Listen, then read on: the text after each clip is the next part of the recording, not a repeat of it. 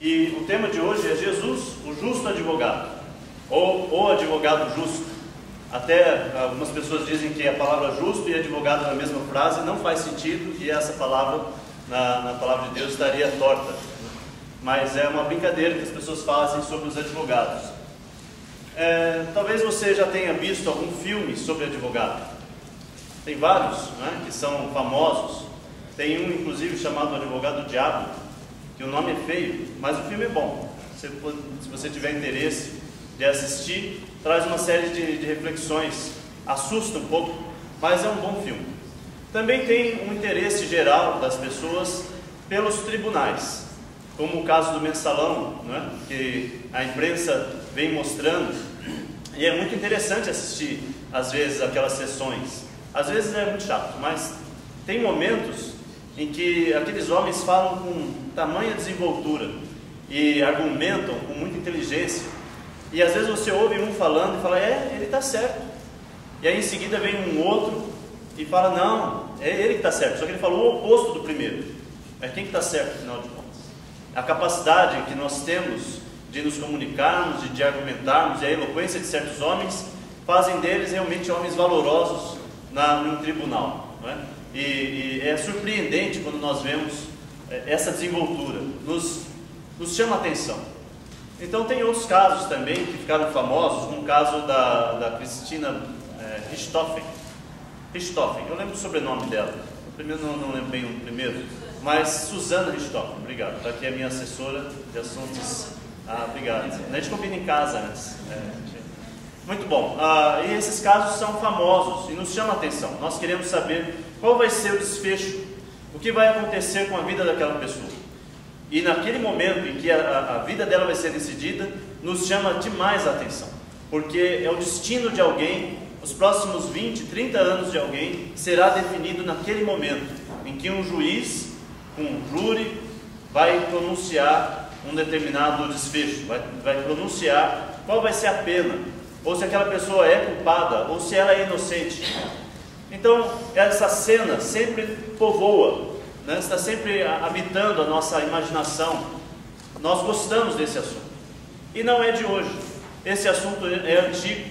O assunto dos tribunais, o assunto de um juiz e de um advogado, um réu. Esse assunto ele é muito antigo. Ele data muito antes ainda de Jesus, já na época dos gregos. Mas não vamos falar muito sobre isso mais, né? Vamos voltar um pouco na carta de 1 João. Na carta de 1 João nós vemos nas últimas semanas sobre o problema do pecado. E como que nós reagimos ao pecado. Como que os seres humanos normalmente reagem ao pecado. Nós temos algumas posturas. Uma postura é a negação. Você nega seu pecado até um ponto que você não consegue mais ocultar, mas você tenta negar o seu pecado. Você oculta o pecado. Você assume que você tem, mas você não quer que ninguém saiba. E nem mesmo Deus. Você também não quer admitir diante de Deus que você tem pecado. Ou você tenta justificar o seu próprio pecado. Você tenta dar uma razão para que ele exista. Você tenta explicar, olha, ele existe, eu sou pecador por causa disso ou daquilo. E nós falamos um pouco sobre isso também, algumas semanas. E a quarta posição, a quarta reação ou atitude que nós podemos ter quanto ao nosso pecado é a confissão.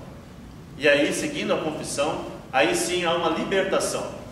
Seguindo a confissão, nós temos na Bíblia que Jesus é fiel e justo para nos perdoar o pecado.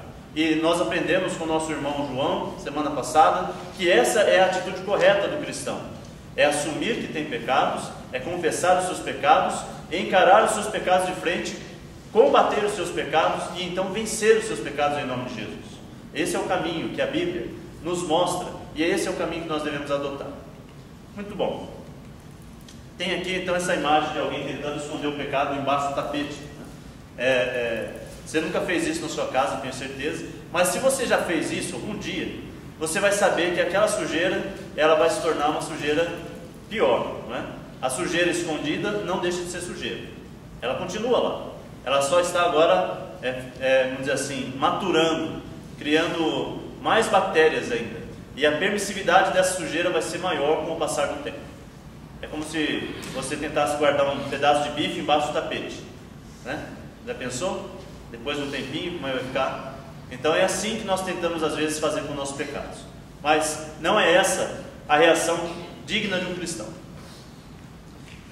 Duas posições extremas quanto ao pecado. Também temos esse problema. Uma vez que assumimos que temos pecado e entendemos que se confessarmos nossos pecados, Deus é fiel e justo para nos perdoar os pecados, nós podemos ter uma atitude permissiva quanto aos pecados. Quer dizer, uma indulgência exagerada quanto ao pecado.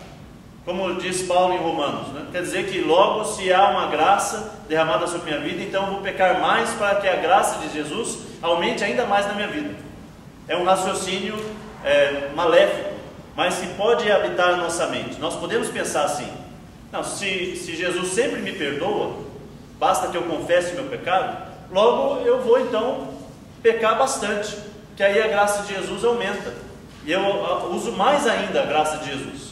Se Jesus é rico em misericórdia, ao ponto de qualquer pecado que eu praticar, desde que eu confesse, eu tenho perdão, então eu vou pecar um monte. Aí é a hora de nós pararmos e pensar: não, essa postura é exagerada e admite que o pecado é comum na vida do cristão, então não pode. Nós precisamos manter um equilíbrio. A outra posição, qual que é? Uma é a indulgência exagerada, você pensar que pecar está tudo bem. E o outro lado é dizer que não podemos pecar de jeito nenhum. A vida do cristão tem que ser perfeita e nega ao pecador a oportunidade de se arrepender e voltar para Jesus. Também nega a graça. Então, qualquer uma das duas posições ao extremo transforma a vida do cristão em uma vida inviável. Você não vai poder seguir Jesus se você eventualmente pecar, então vai ter que ir embora da igreja. Já pensou? Não ia ter ninguém aqui, né? A gente ia ter só os bancos, e olha, esses bancos já pecaram, né? Então não ia ter aqui um salão vazio. Não é possível exigir tamanha perfeição da vida de um ser humano. E Deus, nos conhecendo, Ele nos dá então uma válvula de escape. Qual é a válvula de escape do cristão? Eu gostei dessa imagem. Vai ser difícil vocês verem, porque hoje a luz do sol está variando muito aqui, mas é uma imagem de 1969. Uma professora está diante do seu aluno, e o aluno está com uma nota baixa, com um boletim em mãos, e os pais estão ali repreendendo o aluno, na frente da professora. A professora está vendo, está aqui a nota, e o aluno está lá, né? E os pais estão ali repreendendo o filho na frente da professora. E nós temos então uma reação a esse extremo, que muitos alunos depois tiveram muitos problemas psicológicos e pode ter afetado a vida de alguém. O outro extremo é agora que assim, o aluno tira notas ruins e os pais vão lá brigar com a professora. O que é isso? Meu filho está tirando notas ruins, né? É a culpa da professora. Então inverteu a reação dos pais, e ajudando demais os filhos, perdoando demais os filhos. Os filhos não têm culpa nenhuma quanto às notas ruins ou quanto às faltas, nada. Toda a culpa é da professora. Então inverteu, né? Então nenhuma dessas duas posturas é positiva.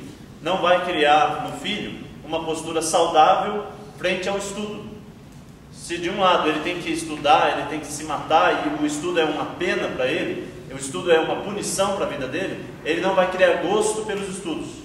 Se por outro lado ele não estudar, não ir bem na escola, também é culpa da professora, do sistema e tudo mais, também não vai criar um bom aluno que tem interesse pelas coisas.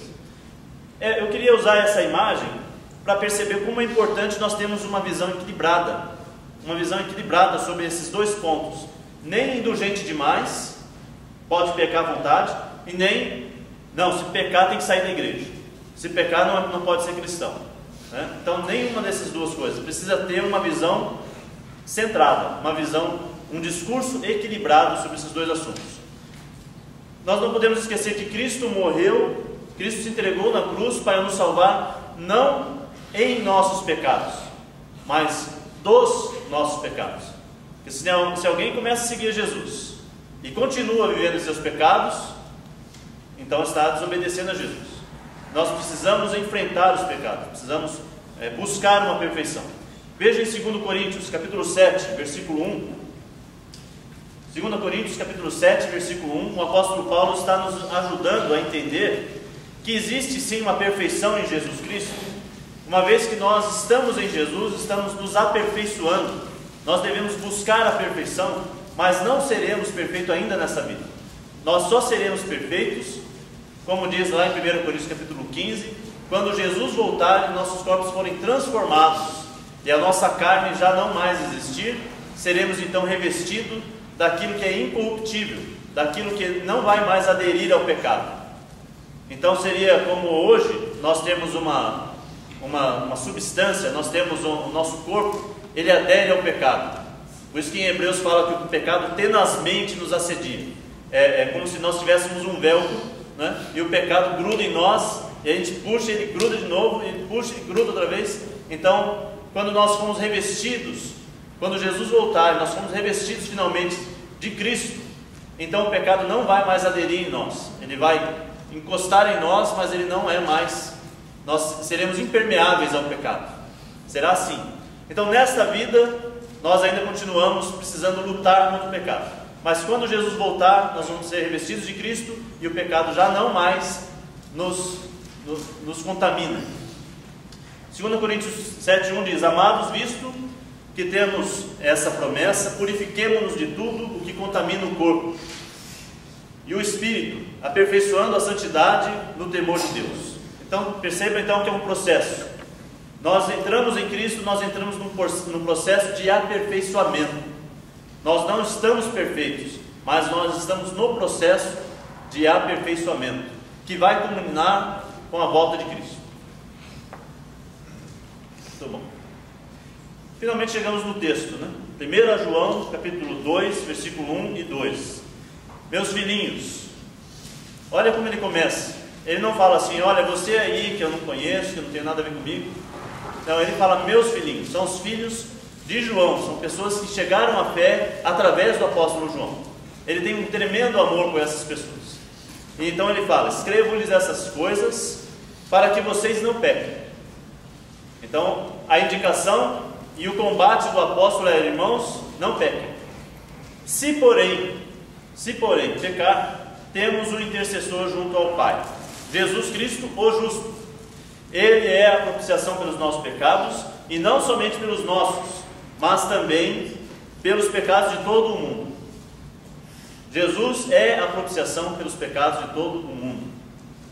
Não pequeis, mas se pecar, perceba então que não é uma proposta do apóstolo João de que nós vamos viver agora no pecado, vai ser a nossa opção padrão.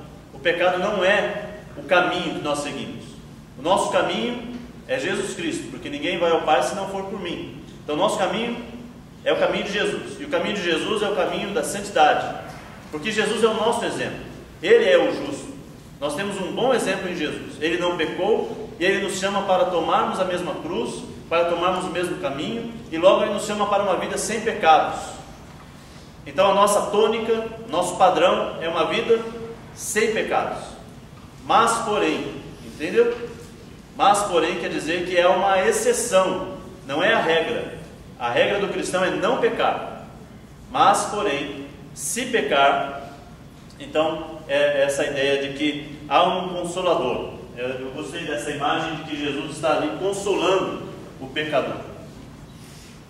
E essa palavra, advogado, temos porém, se pecarmos, um advogado diante do Pai. Essa palavra advogado, ela no grego é parakletos.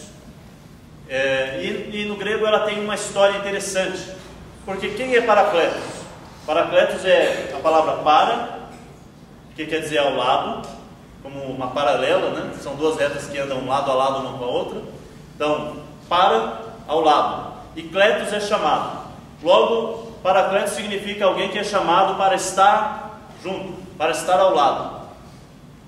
E essa palavra era usada lá no Império Romano para homens que ajudavam um réu em uma causa. E eram homens justos, eram homens confiáveis, e esses homens prestavam auxílio ao réu de graça. Eles prestavam auxílio ao réu por amor à justiça. Eles não prestavam auxílio para algum honorário. Eles não estavam interessados em honorário, eles estavam interessados em alcançar uma justiça. Logo essa palavra então começou a ser usada como alguém que ajuda, um ajudador. Essa palavra também passou a ser usada como alguém que conforta.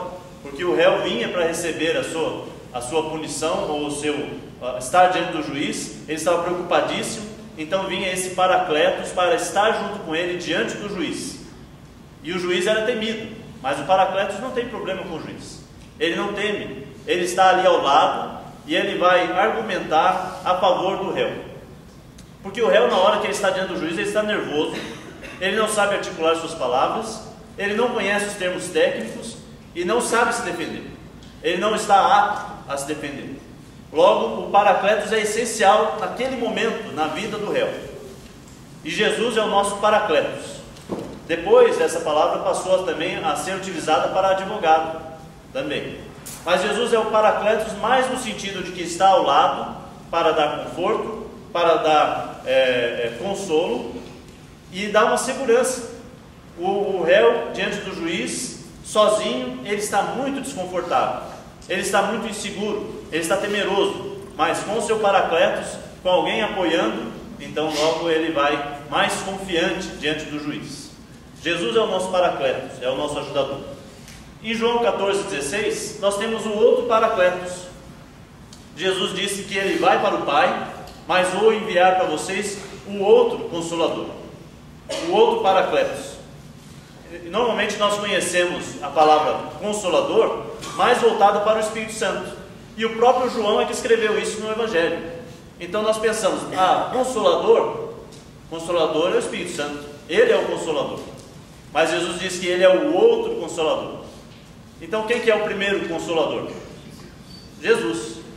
Também em 2 Coríntios capítulo 1, versículo 3, fala que bendito seja o nosso Deus e Pai de toda a consolação.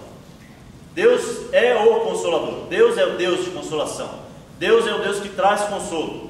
E Ele então na sua trindade, tanto Deus Pai, Deus Espírito e o Deus Filho, os três agem em algum momento, trazendo consolo, trazendo conforto, trazendo alívio, trazendo apoio, defendendo a nossa causa diante de Deus. É uma imagem tremenda, não é? O mesmo Deus que é o Pai Consolador, Ele também tem o Espírito Santo e Ele também é Jesus Cristo, o Consolador. Então veja como é um relacionamento equilibrado. Quando Jesus vai ao Pai, Ele manda o Paracletos de Deus, que é o Espírito Santo, diante dos homens. E em João capítulo 16, versículo 8, fala que o Espírito de Deus vai convencer o mundo de quê? Do pecado, da justiça e do juízo. Então, o Espírito Santo age na humanidade como se fosse o Paracletos, o advogado de Deus, diante dos homens, convencendo os homens do seu pecado, da justiça e do juízo. Mas depois, quando nós estivermos diante de Deus, há também Jesus sendo o nosso intermediário, há Ele sendo o nosso intercessor, e é então uma relação bastante equilibrada. Quer dizer que sempre nós temos um intermediário entre nós e Deus. Muito bom. Abra sua Bíblia em 2 Coríntios, capítulo 3, e vamos ver esse texto. Eu gostei tanto dessa imagem do Consolador, do Paracletos. 2 Coríntios 3, versículos, na verdade, primeiro 2 Coríntios 1, versículos 3 até os 5.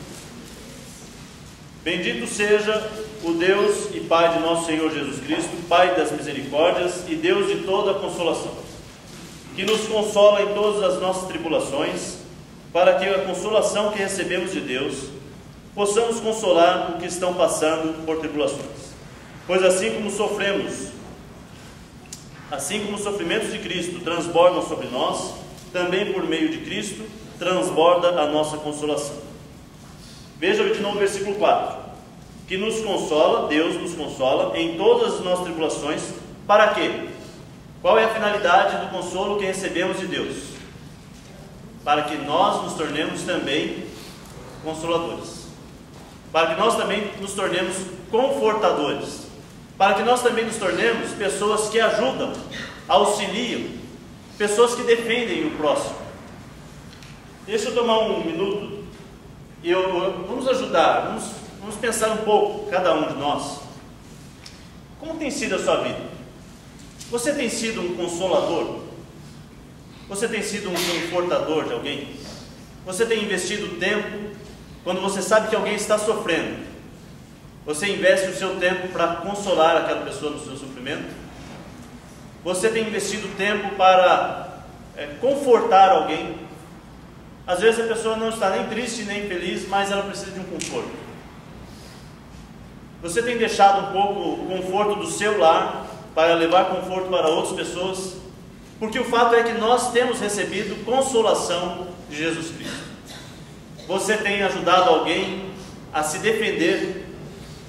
Às vezes alguém está acusando outras pessoas, e ao invés de nós sermos o paracleto daquela pessoa, nós ajudamos não a defender, mas a criticar também. Nós nos tornamos um acusador. E essa palavra é perigosa. Nós não somos chamados para sermos acusadores. Nós somos chamados para sermos consoladores, confortadores, advogados daqueles que nós conhecemos.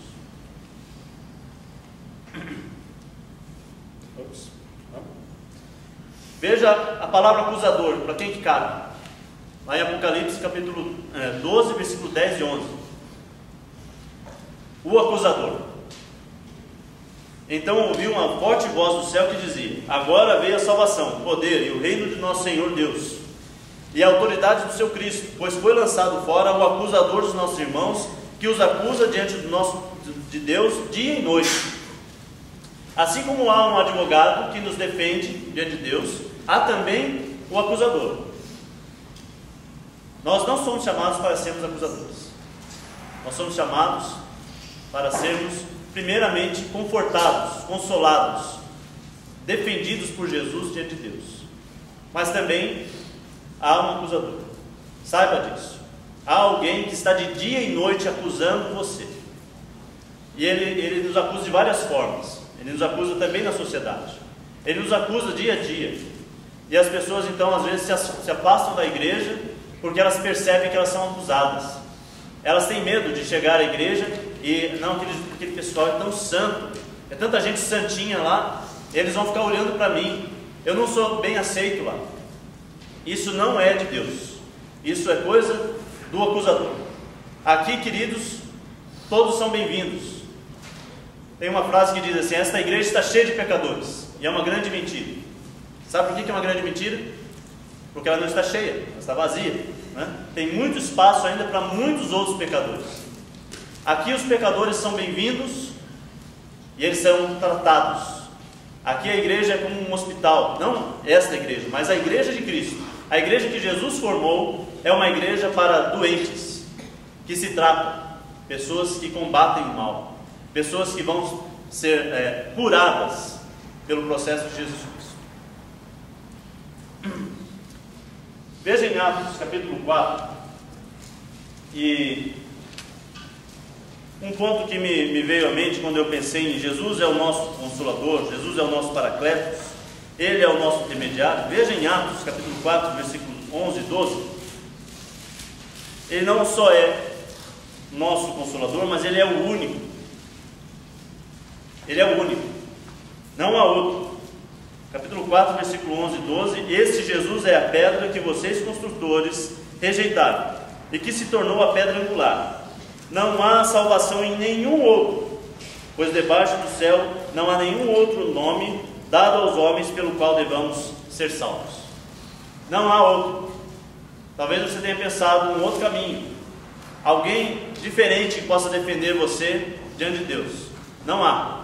A Bíblia está dizendo claramente para nós: não existe. Só Jesus é o nosso Consolador. Também em 1 Timóteo capítulo 2, versículo 5, fala a mesma coisa. Jesus, pois há um só Deus e um só mediador entre Deus e os homens. Quem que é esse? O homem, Cristo Jesus, o qual se entregou a si mesmo como resgate por todos. Esse foi o testemunho dado em seu próprio tempo. Jesus se fez homem, veio, morreu na cruz por nós para se tornar Ele próprio o nosso intermediário entre Deus e os homens. Não há outro. Há algum outro caminho? Se alguém está dizendo que há, é mentira. Não há, não existe. Só Jesus é o nosso caminho. Uma última verdade que eu quero trazer. Veja em Hebreus capítulo 7. Hebreus 7. Eu gosto demais dessa passagem. Fala que Jesus, ele é capaz de salvar definitivamente aqueles que por meio dele aproximam-se de Deus, pois vive para sempre para interceder por nós. Jesus não só é nosso advogado na última hora, como ele é nosso advogado agora. Ele já vive para sempre intercedendo por nós diante de Deus. Quando nós pensamos nessa relação de um juiz, um réu e um advogado, nós talvez pensamos que há um juiz relutante em perdoar. Ou então Jesus foi relutante em vir para ser entregue na cruz. Ou há um pensamento de que ou Deus ou Jesus não estão totalmente ligados, porque Jesus tem que ir contra um juiz para nos defender. Não é assim. Deus é o nosso juiz, Ele é o nosso Pai também. E Jesus é o nosso Paracletos, porque Ele vai nos confortar. Ele é como aquela cena que eu mostrei. Ele não está só defendendo o pecador diante de Deus. Ele está consolando o pecador no seu pecado. Porque quando nós pecamos, nós sentimos dor, nós sentimos emocionalmente nos sentimos abalados, nos sentimos culpados. E eu preciso receber um conforto de Jesus, que apesar de eu ter sido um pecador, Ele me conforta. Eu posso me abraçar a Jesus e receber esse consolo. Essa é uma linda imagem. E nós devemos equilibrar essa imagem, para que ela seja bíblica, para que ela seja coerente com a palavra de Deus. Hoje, Jesus é o nosso advogado. Mas amanhã, um dia no juízo, Ele será o juiz. Qual é o relacionamento que você tem com Jesus? Se você já tem Jesus hoje como seu advogado, que bom, que bênção, que maravilha que é ter Jesus como nosso consolador, o nosso confortador, o nosso ajudador. Mas não é bom ter Jesus do outro lado, somente como juiz. Falo aqui então em Atos 17:30, Atos capítulo 17, versículo 30. Vamos abrir essa passagem. Atos 17, versículo 30, Paulo está pregando lá no Areópago, e ele termina o seu discurso com as seguintes palavras: no passado, Deus não levou em conta essa ignorância, mas agora, ordena que todos em todo lugar se arrependam, pois estabeleceu um dia em que há de julgar o mundo com justiça por meio do homem que designou, e deu provas disso a todos, ressuscitando-o dentre os mortos. Jesus é designado o homem que nos julgará. E um dia nós estaremos diante dele. E as nossas ações serão a base para o nosso julgamento. Em Apocalipse capítulo 6, 16. Apocalipse 6, 16. Fala para nós que haverá um último dia. Eles gritavam às montanhas e às rochas: caiam sobre nós e escondam-nos da face daquele que está assentado no trono e da ira do Cordeiro.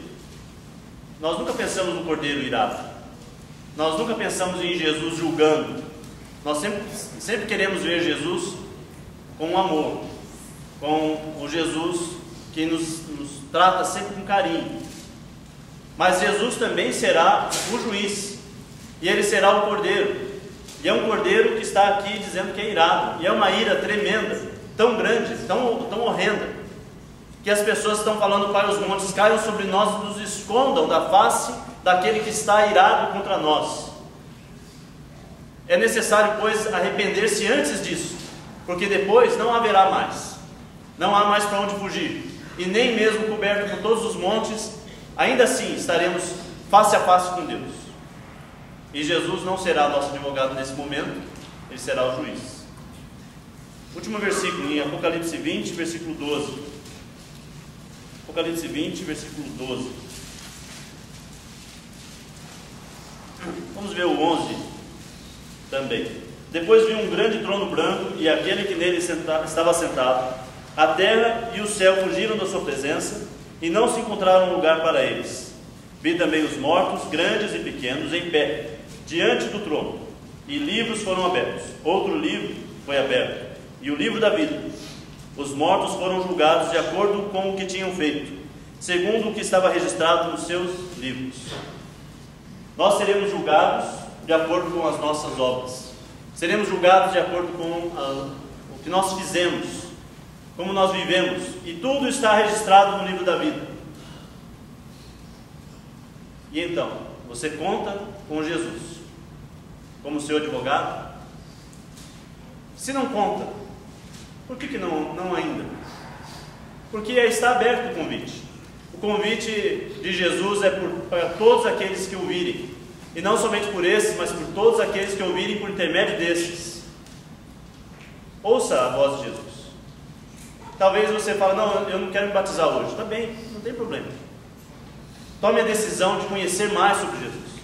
Procure a mim, o Júnior, o Renato, o Toninho, o Ron, o Álvaro. Procure um de nós. E diga, eu quero saber mais sobre esse Jesus que é meu advogado. Eu quero entregar a minha vida a Jesus. Eu quero que Ele seja, diante do Pai, aquele que me ajuda, aquele que estará comigo. E com certeza, nós vamos nos beneficiar disso. Nós queremos ajudar você, que ainda não conhece Jesus, e nós queremos ajudar todos os irmãos que estão se sentindo, talvez você esteja se sentindo afastado do Evangelho, afastado da vida cristã. Talvez você tenha pecado e você está sendo oprimido por esse pecado. Então hoje eu quero convidar você a se liberte disso e entregue os seus pecados, a sua carga a Jesus, que Ele é manso e suave, e o seu jugo é suave. Você entregue então esses pecados a Jesus. Você que é cristão, não viva oprimido e encontre descanso para a sua alma diante de Jesus, nosso Senhor. Que Deus seja louvado.